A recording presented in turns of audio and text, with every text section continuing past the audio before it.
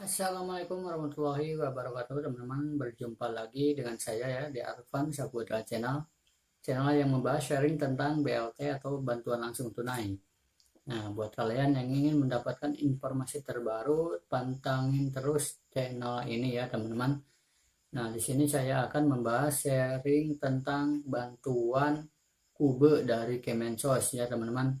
Di sini akan mendapatkan 2 juta per orang.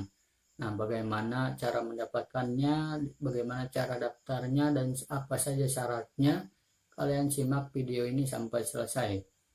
Nah, namun sebelum videonya kita lanjut, bagi teman-teman yang belum menekan tombol subscribe-nya, persilakan meluangkan sedikit waktunya untuk menekan tombol subscribe terlebih dahulu ya, dan aktifkan kode loncengnya agar mendapatkan informasi terbaru.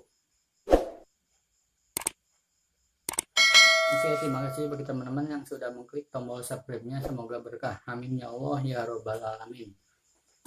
Nah,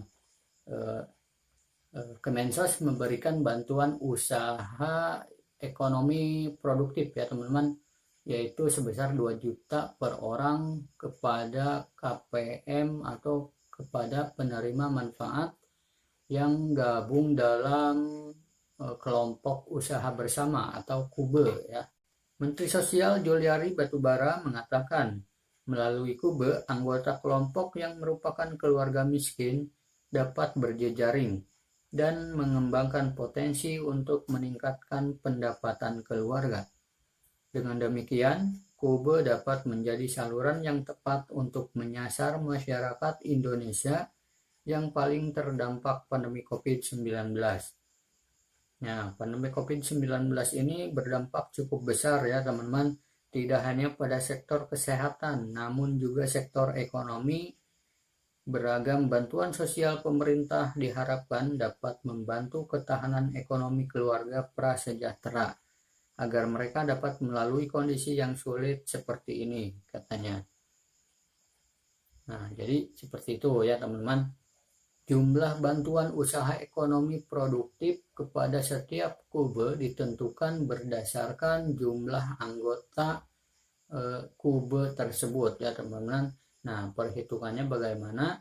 Perhitungannya adalah dikalikan 2 juta ya teman-teman.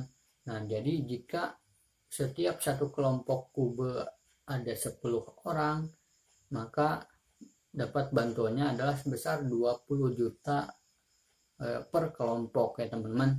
Nah, jadi besarannya ada 2 juta rupiah buat satu orang.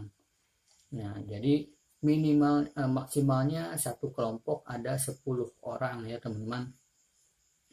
Nah, keberadaan KUBE ini merupakan bagian upaya pemberdayaan sosial ya teman-teman, untuk memulihkan kondisi ekonomi masyarakat di pandemi COVID-19 ini. Nah, jadi melalui KUBE, aktivitas ekonomi masyarakat dapat terus berjalan ya teman-teman, dan dapat ditingkatkan secara kreatif dan inovatif. Nah, lalu apa saja jenis usaha dalam KUBE ini? Nah, banyak ragamnya ya teman-teman. Jadi bisa kalian memilih usaha membuat tempe misalnya, terus membuat makanan khas daerah. Nah, lalu kalian bisa juga memilih warung sembako ya teman-teman. Setelah itu bisa juga peternakan dan juga konveksi, menjahit dan yang lainnya ya. Banyak macam-macamnya ya teman-teman. Nah, saran dari saya yang paling penting ya, yang paling maju untuk memilih usaha ini adalah usaha di bidang sembako ya teman-teman. Jadi kalian pilih warung sembako. Nah, kenapa harus pilih warung sembako? Jadi alasannya saya sudah rangkum ya teman-teman. Nah, saya kasih bocoran KUBE yang pasti maju, yaitu adalah KUBE yang bergerak di bidang sembako ya teman-teman, karena ini sangat digemari ya, dan sembako itu pasti diperlukan setiap harinya oleh kita nih. Nah, karena bisa berkembang menjadi iwarung nantinya ya teman-teman.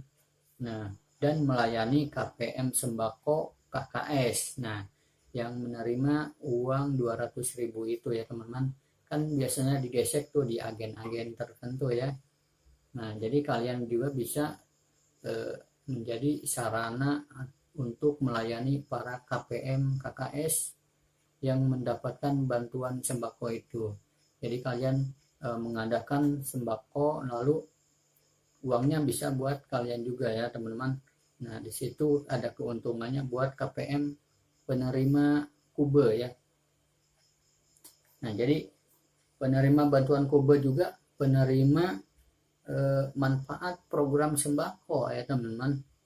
Nah, jadi siklus uang bansosnya terus muter di situ.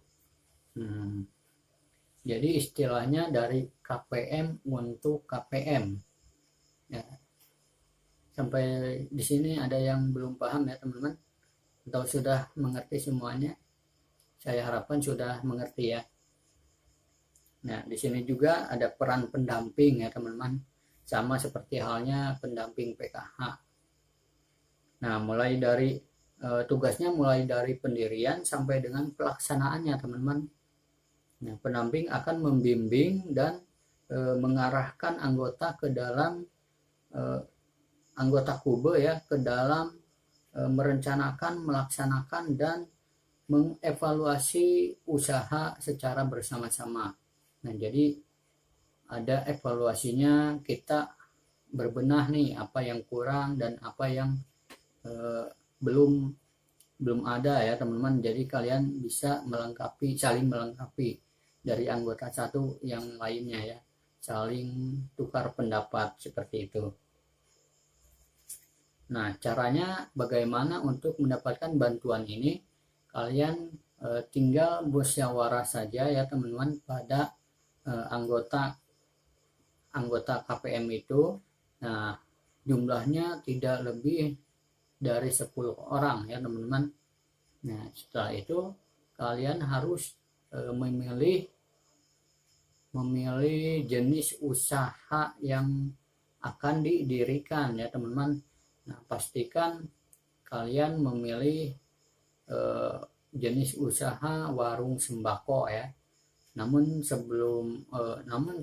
sebelum sembako saya juga bisa mengatakan bahwa banyak ya macam-macam jenis usahanya, bisa peternakan, bisa konveksi seperti yang tadi saya bilang tuh ya. Ada peternakan, konveksi, makanan khas daerah masing-masing dan yang lainnya ya. Nah, seperti itu teman-teman.